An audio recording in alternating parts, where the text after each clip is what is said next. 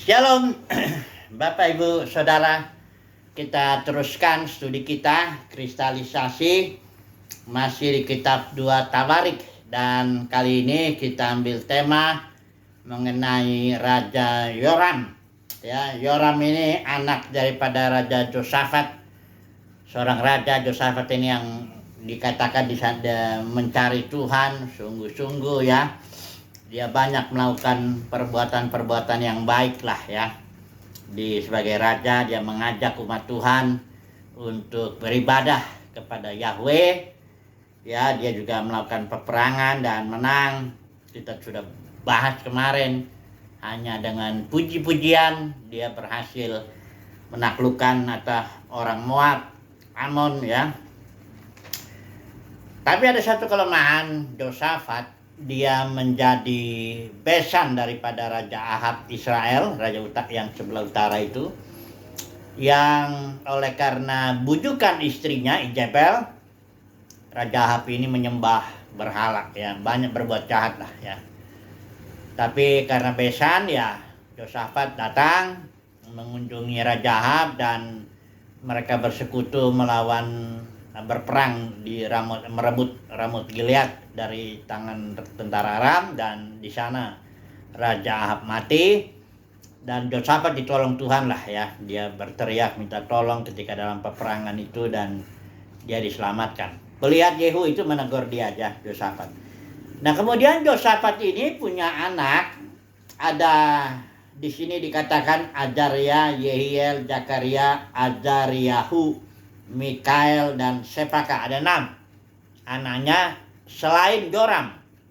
Joram ini anak sulungnya, itu makanya Joram yang menjadi raja, meneruskan Raja Yosafat ini ya. Nah, Joram ini sangat jahat sekali ya. Jadi Joram ini hanya memerintah dia 8 tahun ya, dan dia berusia 32 tahun ketika dia memerintah. Joram ini istrinya anak Raja Ahab ya. Jadi itu sebabnya di sini dikatakan Joram itu hidup menurut kelakuan raja-raja Israel seperti yang dilakukan keluarga Ahab, sebab yang menjadi istrinya adalah anak Ahab. Ya, kemarin kita juga sudah bahas mengenai koinonia, ini persekutuan ya. Persekutuan artinya suatu koinonia itu berbagi hidup sebenarnya, suatu fellowship yang sangat mempengaruhi jalan hidup seseorang. Kita sudah lihat tuh baik mengenai Abraham ya, fellowship dengan bapaknya, dengan Lot, perjalanan imannya terganggu itu. Demikian juga Salomo yang fellowship dengan istri-istrinya begitu banyak, bangsa-bangsa asing. Kemudian kita lihat Jonathan juga, Raja Saul itu ya, dia sudah berfellowship dengan Daud bagus, mengadakan perjanjian, tapi karena Jonathan terikat ya dalam koinonia dengan Saul itu bapaknya, ya ketika Saul mati ya Jonathan ikut mati ya. Jadi koinonia atau fellowship ini sangat menentukan lah perjalanan iman seseorang. Di sini Joram ini istrinya anak Ahab ya, dan memang di sini Joram ini membujuk umat Tuhan untuk meninggalkan perjanjian dengan Yahweh itu. Dikatakan di sini meninggalkan Tuhan Elohim nenek moyangnya. Bahkan di sini Joram itu membujuk penduduk Yerusalem untuk berzinah. Nanti saya mau menjelaskan mengenai perihal berzinah ini. Mengapa kalau Israel itu menyembah berhala itu dibilang berzina? Karena ini nanti terkait dengan perjanjiannya itu ya, yang bersifat suami dengan istri. Tapi kita lihat. Intinya Joram ini berbuat jahat, dia membuat umat Tuhan berzina ya. Kemudian dia bukan itu aja, dia membunuh semua ketika dia sudah kuat ya. Setelah dia merasa kuat, dia membunuh dengan pedang semua saudaranya yang tadi itu, ada 6 itu ya.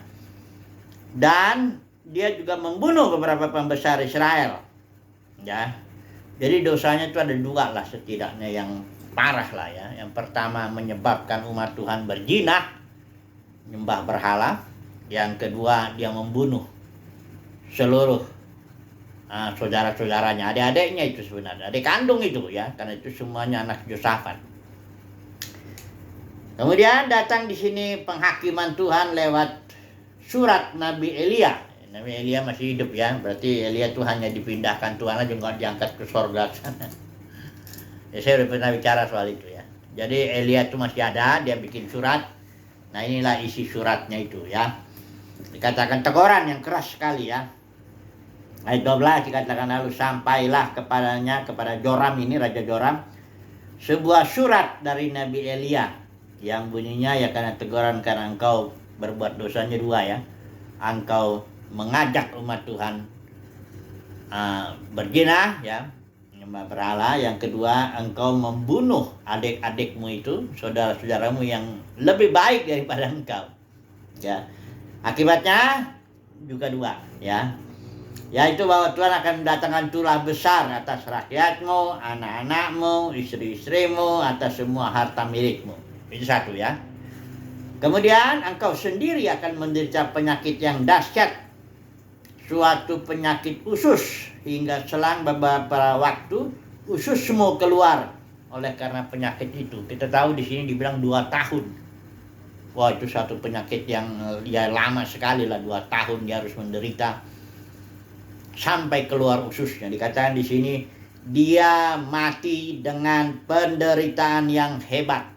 Ngeri sekali Raja Joram ini ya, penghakiman. Dan bahkan dia waktu meninggalnya dikatakan di sini tidak dicintai orang ya.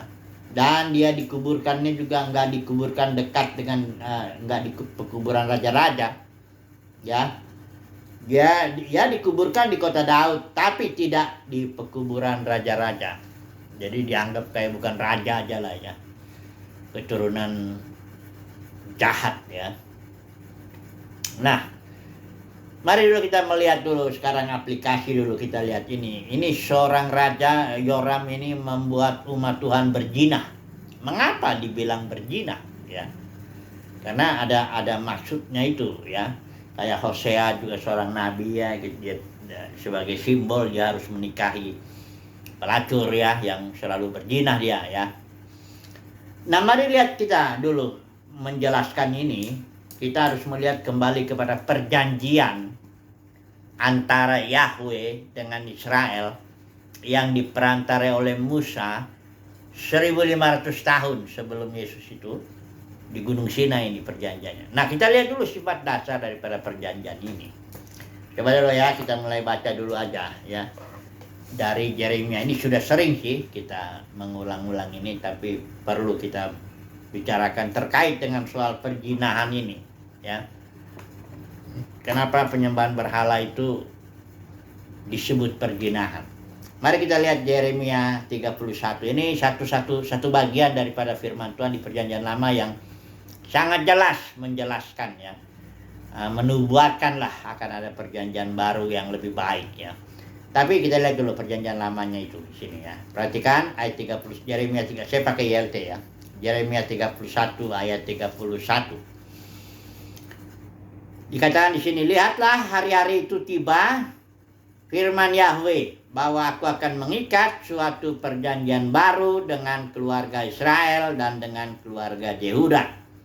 Bukan seperti perjanjian yang telah aku ikat dengan leluhur mereka pada waktu aku memegang tangan mereka untuk membawa mereka keluar dari tanah Mesir. Yang terhadap perjanjianku ini mereka telah melanggarnya, walaupun aku telah menjadi suami bagi mereka. Ini istilah Ibrani, bisa diterjemahkan Tuhan juga, tapi lebih tepat di sini memang suami ya.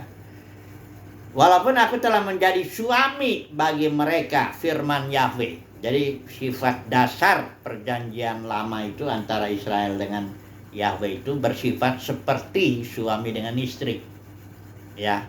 Yahweh tentu suaminya, Israel istrinya, mempelai. Makanya kalau nanti dikatakan anak domba itu mempelai, anak domba itu secara khusus itu sebenarnya bangsa Israel.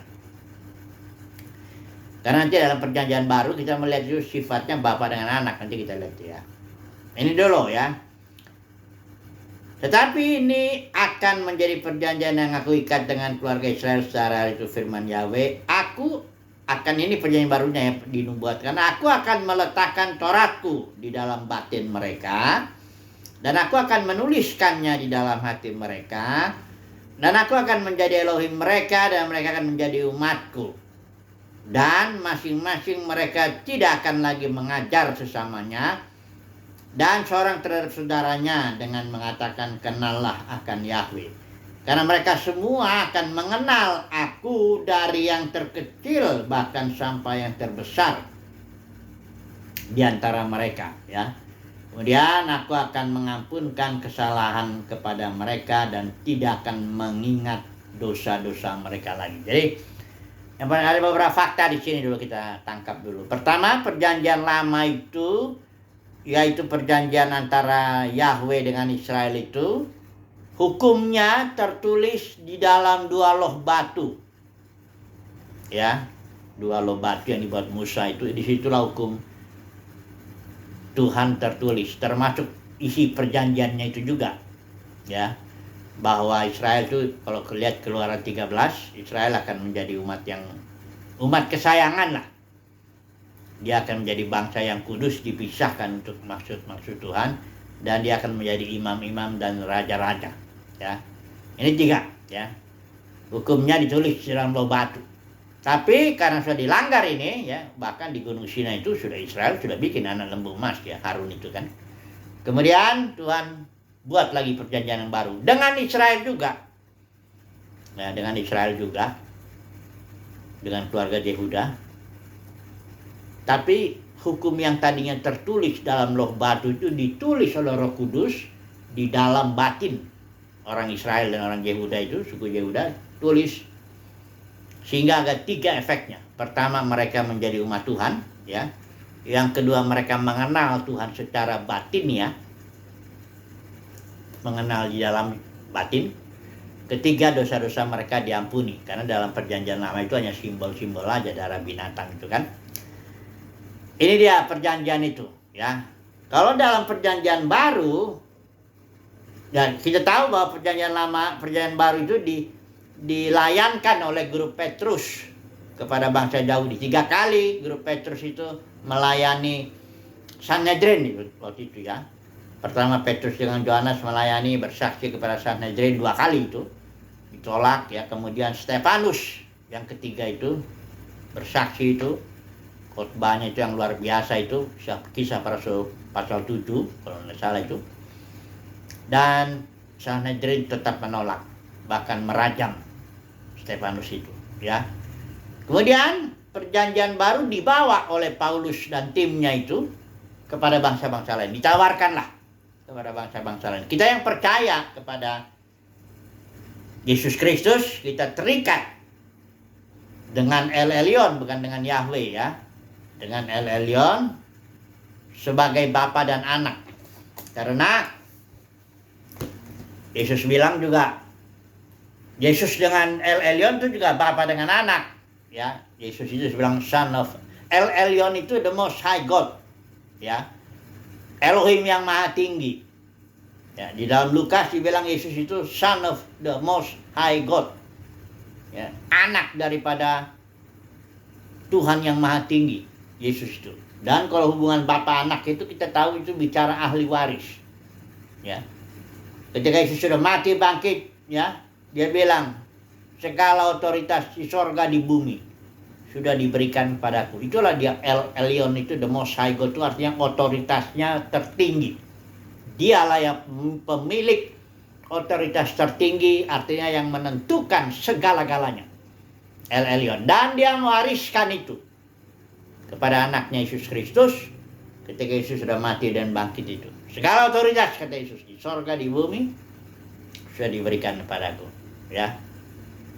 Ya, kalau Yesus itu adalah hubungannya bapa anak, kita juga sebagai saudara-saudaranya Yesus oleh sebab hayatnya diberikan kepada kita.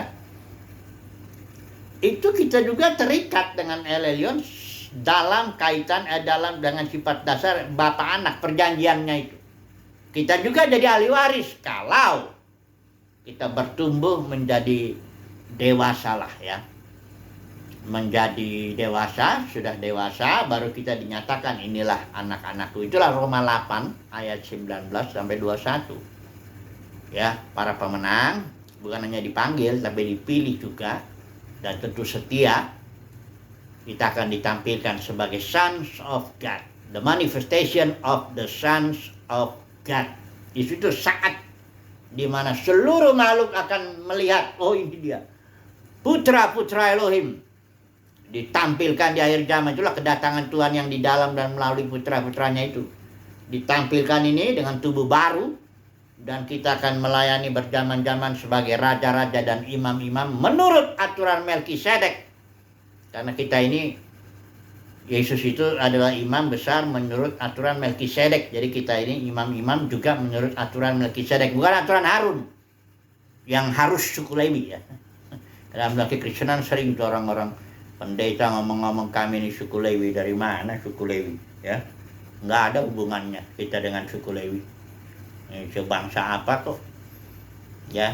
Kita nih nggak jadi imam gereja tuh bukan imam-imam menurut aturan Harun. Surat Petrus bilang kita ini imamat yang rajani, tapi imam-imam menurut aturan Melkisedek. Karena kita nggak terikat dengan perjanjian Yahweh dengan Israel di Gunung Sinai, nggak terikat kita di situ. Kita terikat di sini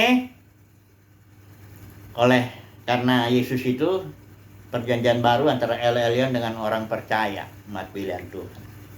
Sifatnya Bapa dan Anak ya.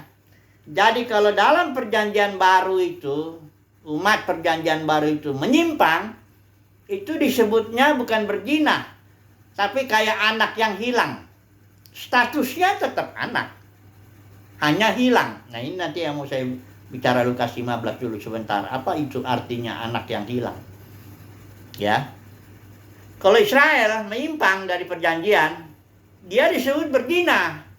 Karena perjanjian lama sifatnya suami istri. Ya. Kalau Israel menyembah ilah yang lain atau berhala, patung lah, tiang berhala lah, apa ilah-ilah orang lain, Asyera, Baal dan sebagainya.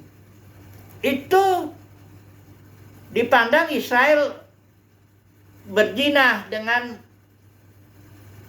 suami-suami yang lain lah selain Yahweh. Kalau Israel kasusnya, ya makanya dalam teguran nabi-nabi itu selalu perzinahan itu disinggung. Ya, Israel engkau berzina ya dengan menyembah ilah-ilah lain. Kalau dalam Bapa Anak ini perjanjian baru kita disebut anak yang hilang. Makanya saya mau jelasin dulu Lukas 15 supaya kita mengerti. Karena dalam Kekristenan juga perjanjian baru sudah diabaikan. Saya mau jelasin dulu perjanjian baru kenapa itu diabaikan. Ya.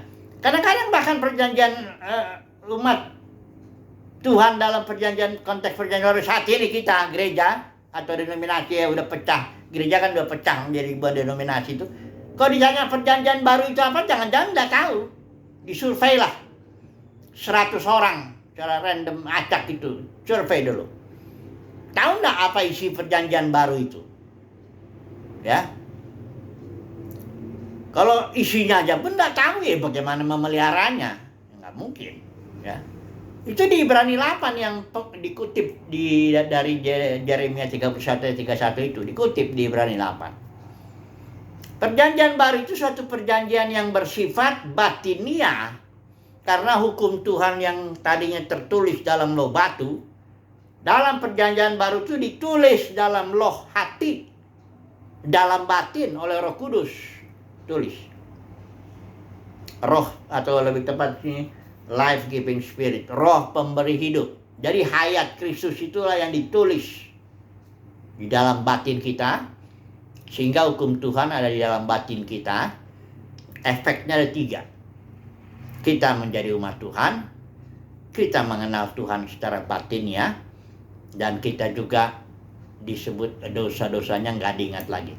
Kalau kita lihat itu apa sih sebenarnya yang cara nulisnya itu di dalam Yohanes 17 ayat 7.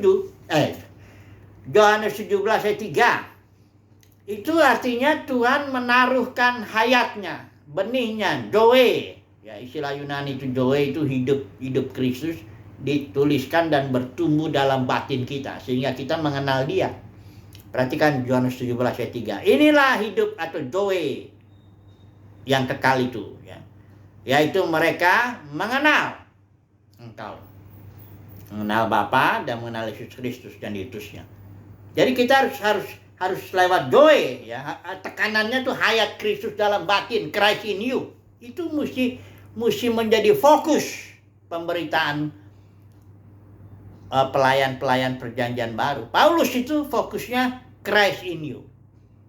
Harta, Paulus bilang, yang sejati itu ada dalam batinmu itu, ya.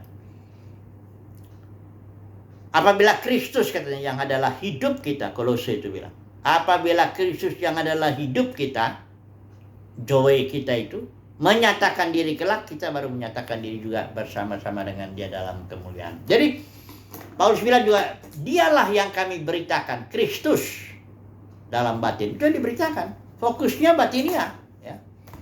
Karena perjanjian baru itu juga berkatnya emang batinia. Efesus 1 ayat 3. Kita sudah diberkati dengan segala berkat rohani. Banyak sekali berkat itu. Kalau dalam perjanjian lama kan simbol-simbol tuh. Kalau dalam kemah suci itu mulai dari bejana pembasuhan, tembaga itu simbol daripada penebusan Kristus. Masuk air pembasuhan, roh pemberi hayat membasuh kita setiap hari.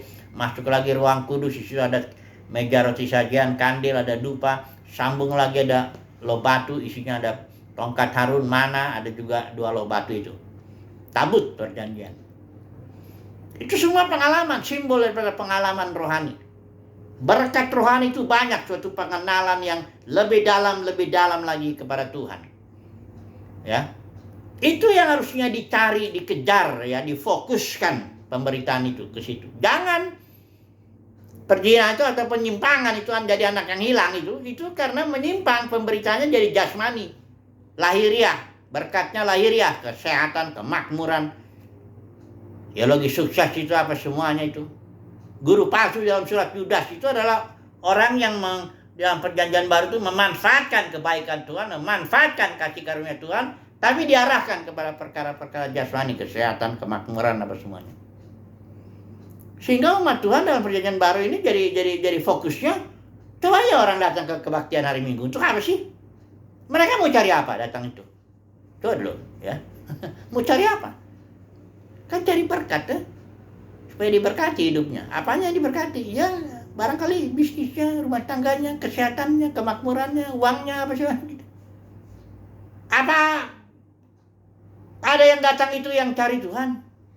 Enggak, itu cari berkatnya. Saya dulu waktu itu sering kita ada program pelayanan pemuda, penginjilan ke Monas waktu itu. Itu Monas kan belum dipagar, belum dikasih rusak. Sekarang udah ada, nggak boleh lagi masuk sembarangan orang, harus bayar atau apa gimana.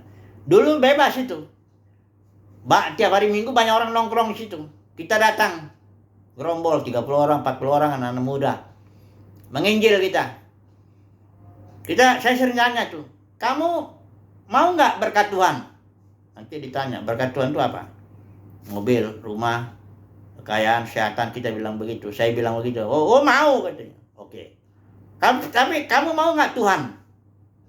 Siapa Tuhan? Tuhan Yesus. Saya bilang, oh enggak. Nah. Saya sudah beragama terlalu macam-macam. Kalau berkat mau. Kalau Tuhannya, oh enggak. Ini orang-orang yang kayak gini nih banyak di gereja, di gedung-gedung kebaktian itu banyak tuh. Mereka datang ke sana minta berkat Tuhan kok. Ya. Dikasihlah syaratnya, kalau mau berkat Tuhan begini, begini, begitu.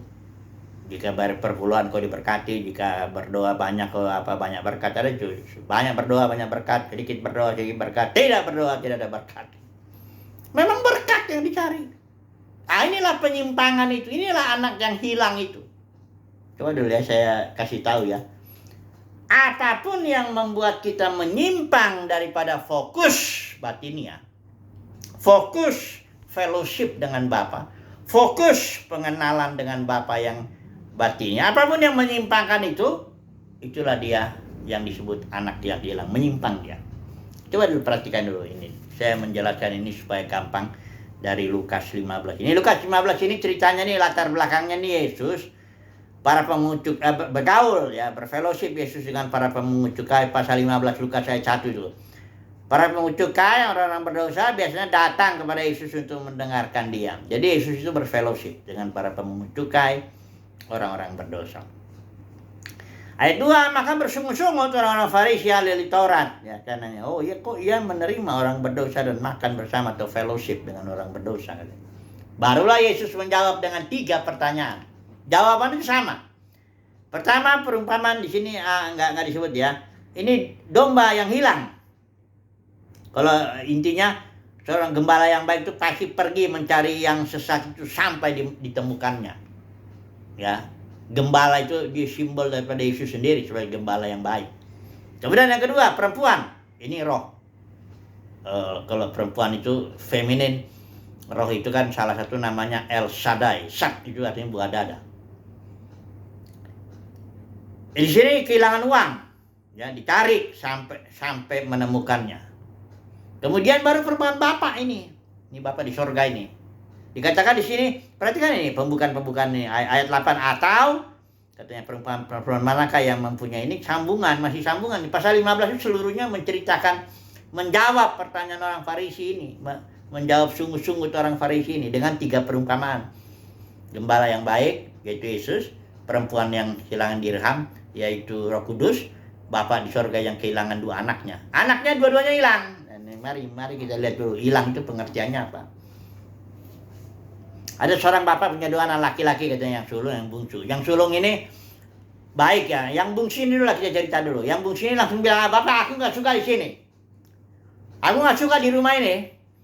Fellowship dengan Bapak, walaupun dia nggak ngomong gitu, tapi tegasnya aku senang pergi ke negeri jauh. Aku fellowship dengan para pelacur di sana, teman-teman di sana, berfoya-foya, bergembira di sana. Nah, dia terang-terangan aja anak yang bungsu ini. Bagian harta apa? Ini bapaknya ini kan baik aja.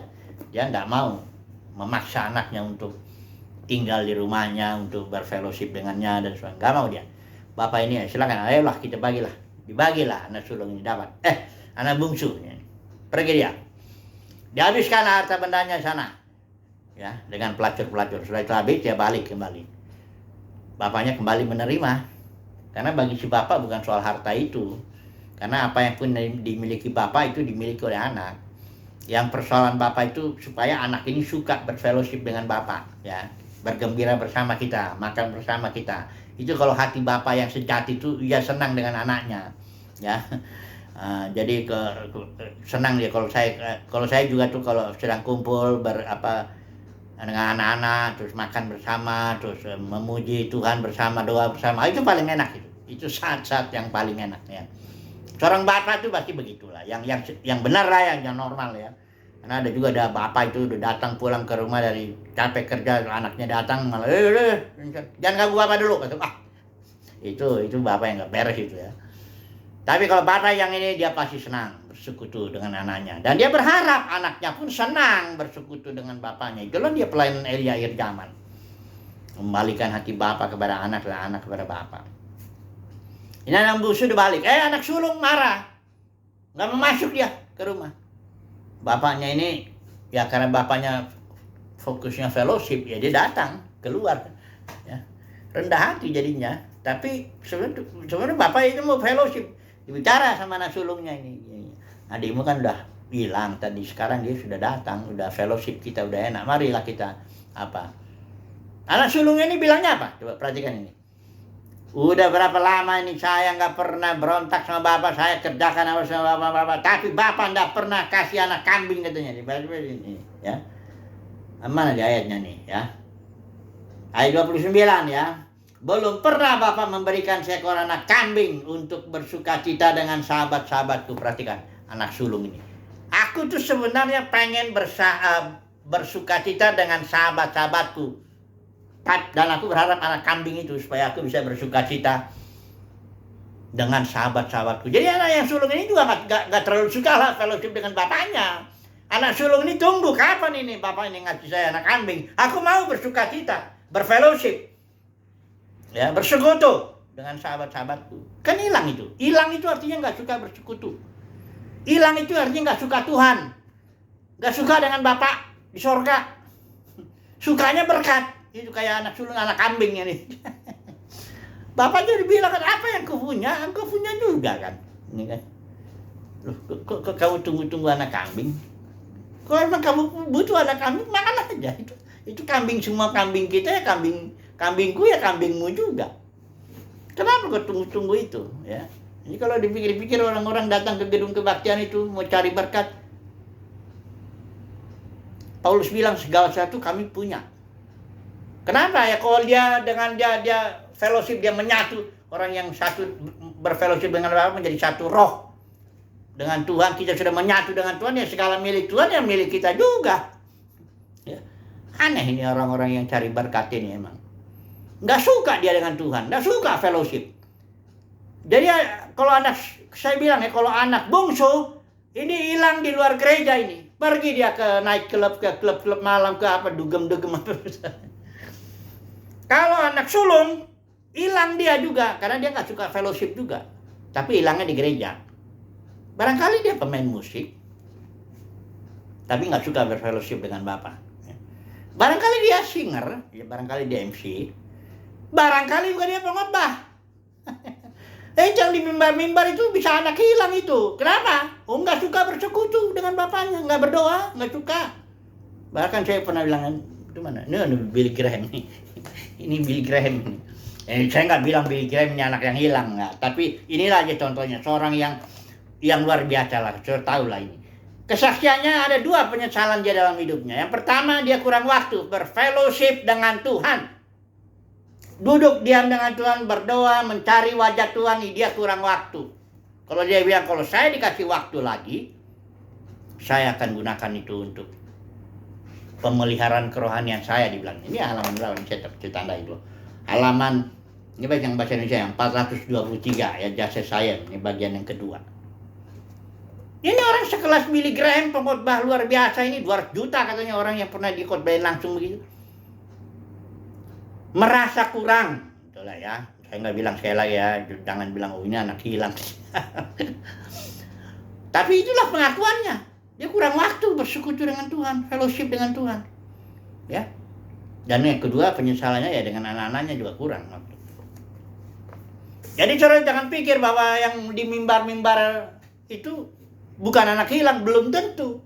Besar kemungkinan anak hilang. Kalau dia melayani, dia senang karena ada uang, senang karena ada jabatan, senang karena ada kemuliaan manusia, senang karena nanti ada pujian macam-macam. Ini anak hilang ini. Pengkhotbah terkenal ya, khotbah di sana sini, tapi anak hilang. Kenapa? Nggak suka dia fellowship dengan Bapa di sorga. Nggak suka dia. Makanya sedikit waktunya untuk berdoa. Jangan-jangan berdoa langsung khotbah. Habis waktu saya. Jadi kesimpulannya, mari kita belajar menjaga perjanjian itu ya. Jangan kita